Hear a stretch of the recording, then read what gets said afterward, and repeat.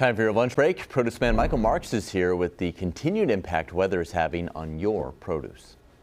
You know, to me, it's fascinating all the different things that impact the price, supply, and quality of the fruits and vegetables that we buy. Now, we, of course, know that weather is the #1 cause of supply problems, quality problems, price problems. So let's talk about Milton. Yeah, we're still talking about it. My goodness. Let's start with tomatoes, for example. First of all, it wiped out all the tomatoes in Tennessee.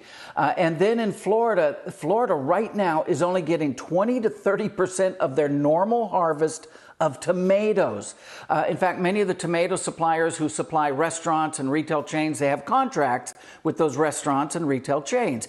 They have already invoked the Act of God clause in those contracts, which means there's a lot of people hunting for just a few tomatoes. So prices of tomatoes, very, very expensive. Very interesting. Now, the heat here in California, that's impacted a lot. We look at the end of the season in Salinas. Come down and take a look at this. Things like broccoli, cauliflower, green beans, of course, all the greens and lettuces. In fact, the lettuces, I noticed, take a look at this lettuce. It's very light in weight and it's very puffy.